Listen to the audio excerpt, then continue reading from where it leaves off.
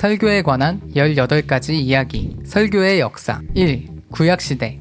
설교자의 의미를 교회 공동체에 하나님의 뜻을 널리 전하는 사람으로 요약했을 때 최초의 설교자는 아마 구약시대의 예언자들이라고 할 수 있을 것이다. 그들은 사회적 맥락, 즉 이스라엘 백성들의 상황을 고려하여 공적인 메시지를 전달하곤 했다. 대표적으로 예레미야 등이 그러했듯이 하나님이 이미 이루신 것, 현재 이루고 계시는 것, 앞으로 이루실 것들과 관련해서 이스라엘 백성에게 호소한다. 2. 성전 파괴 이후. 기원전 586년 예루살렘 성전이 파괴된 후 유대인들은 회당에서 예배를 드리기 시작했는데 회당 예배의 핵심이 바로 설교였다. 여기서 유대 예배 전통이 확립되고 율법학자 및 바리새파를 중심으로 제도가 다듬어졌다. 3. 예수의 공생애. 예수는 이러한 제도 환경 하에서 회당을 돌아다니며 설교했다. 그의 설교는 하나님 나라의 선포와 해석을 중심으로 한다는 점에서 구약시대의 예언자를 계승했고 병들고 고통받던 민중들을 몸소 찾아가 사랑을 실천했다는 점에서 복음의 새로운 지평을 열었다. 게다가 쉬운 언어와 풍부한 비유들로 민중들은 물론이고 자신을 공격했던 바리새인들에게 신선한 충격을 선사하곤 했다. 사도. 사도들의 핵심 사명은 설교를 통해 복음을 전파하는 것이었다. 대표적으로 베드로는 주로 유대인에게 회개를 촉구하는 열정적인 설교를 했고 바울은 이방인들에게 탁월한 수사법으로 복음을 전파했다. 5. 중세. 중세 시대에는 교회 교부들의 전통, 즉 교회의 권위를 엄격히 지키고 유지하는 것을 강조했다. 설교는 수도원 내부에서만 보존되었고 라틴어로 진행되는 미사는 교육받지 못한 일반 성도들의 눈높이를 고려하지 않았다. 대중을 향한 설교는 기껏해야 십자군을 모집하기 위한 설교가 거의 전부였으며 중세 시대는 설교의 암흑기나 다름없었다. 6. 종교개혁 시대. 종교개혁의 중심에 설교가 있었다고 해도 과언이 아니다. 우선 성서가 각 나라의 언어로 번역되어 보급되었고 예배는 성직자들만의 것이 아니라 교회 전체가 향유하는 것이 되었다. 루터는 중세 가톨릭이 내세웠던 권위주의에 도전했고 의식이 아닌 하나님의 말씀이 예배의 중심에 자리 잡게 했다. 칼뱅은 성경 자체에 집중하여 천천히 풀어 설명하려 했다. 그는 자의적인 해석 대신 본문의 의도를 중시하며 명료한 해석을 위해 노력했다. 7. 근대. 17, 18세기에 들어 합리주의 및 과학주의가 발전하면서 사람들의 세계관이 변모하기 시작했다. 세계는 하나님이 창조한 매우 정밀한 기계이며 철저하게 인과론에 따라 작동하는 것으로 보였기 때문에 하나님과의 영적 소통을 강조하는 설교는 힘을 잃기 마련이었다. 이러한 시대 정신에 대항하기라도 하듯이 18세기 무렵 복음주의가 강력하게 떠올랐다. 존 버년, 존 웨슬리, 조나단 에드워즈 등은 매우 경건한 설교와 깊은 묵상을 통해 사람들을 회개의 길로 이끌었다.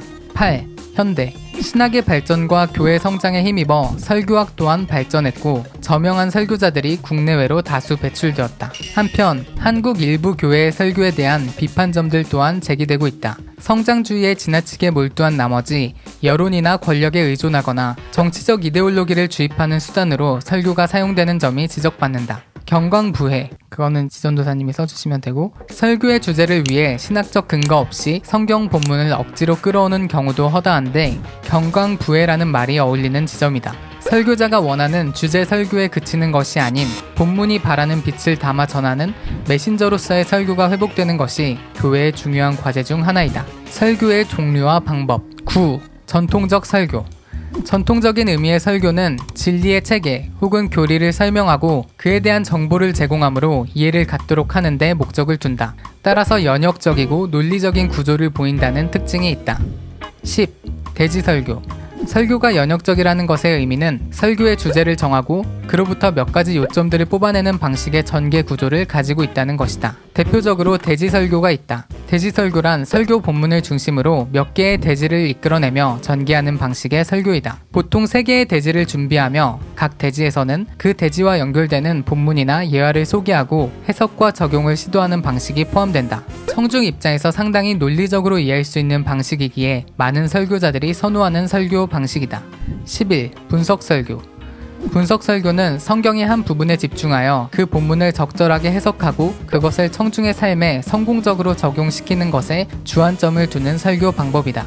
미국의 설교학자 윌리엄 에반스에 따르면 전형적인 분석 설교는 4가지 골격을 이룬다. 첫째, what. 중심 메시지의 의미가 무엇인지를 설명한다.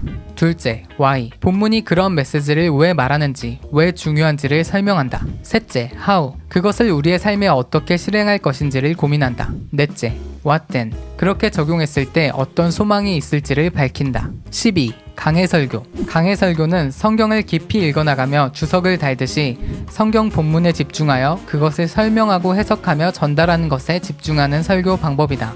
이때 중요한 것은 어린아이와 같은 태도, 즉 선입견이나 가치관의 영향을 받지 않고 텍스트 자체에 집중하려는 태도이다. 그래서 본문의 역사적, 문화적 배경을 고려하거나 문학적, 수사학적 연구를 통해 얻은 메시지를 전달하기도 한다. 13. 새로운 설교 양식들. 지금부터는 현대사회의 다양한 상황 맥락에 초점을 둔 새로운 설교 양식들을 소개하려 한다. 특수한 일상적 경험들로부터 말씀의 진리를 귀결시키는 귀납적인 전개 방식이 특징이다. 설교자가 일방적으로 교훈을 전달하기보다는 청중의 구체적인 상황에 관심을 둔다. 14. 이야기식 설교. 이야기식 설교 혹은 내러티브 설교는 설교를 한 편의 이야기처럼 구성하여 삶에 와닿는 말씀의 경험을 통한 삶의 변형에 목적을 둔다. 이야기를 어떻게 구성하는지, 그리고 그것을 성경과 어떻게 연관짓는지에 따라서 이야기의 형식은 다양해질 수 있다. 공경에 처한 인물의 이야기로 설교를 시작한 후에 문제 상황을 구체화하고 그 해결의 실마리를 성경 본문의 이야기에서 찾은 후 다시 원래 이야기에 적용하여 교훈을 얻는 전개 방식을 예시로 들 수 있다. 15. 독백식 설교 또는 1인칭 설교. 독백식 설교는 설교자가 직접 성경 인물이 되어서 그 사람 입장에서 설교하는 방식을 취한다. 성경 인물의 시대적, 문화적 상황에 대해 입체적으로 이해하고 등장인물의 감정을 세밀하고 역동적으로 묘사할 수 있다. 16. 대화식 설교. 대화식 설교는 강단에서 적극적인 대화를 추구함으로써 교회 공동체가 가질 만한 질문과 고민들을 해소하는 것을 목적으로 한다. 두 교역자가 강단에 나와서 서로 질문과 답변을 주고받으며 설교의 중점들을 풀어나가거나 설교자와 청중이 직접 대화하기도 한다. 17. 최근에는 비대면 예배가 보편화되면서 많은 교회가 다양한 미디어를 활용하여 청중에게 다가가려는 노력을 하고 있다. 18. 결론. 설교는 인격을 통해 진리를 선포하는 것이다. 아무리 순전한 하나님의 말씀이라도 인간이라는 필터를 거치기 마련이다. 지금껏 그 필터를 깨끗이 청소하여 하나님의 뜻을 올곧게 전하고자 했던 많은 설교자들의 노력을 엿보았다. 지금 이 순간에도 말씀에 대한 경외심을 품고 주님의 뜻이 이 땅 가운데 이루어지기를 소망하며 설교를 준비하는 수많은 목회자들이 있다. 이번 주일에는 그들의 노고를 기억해보는 것이 어떨까?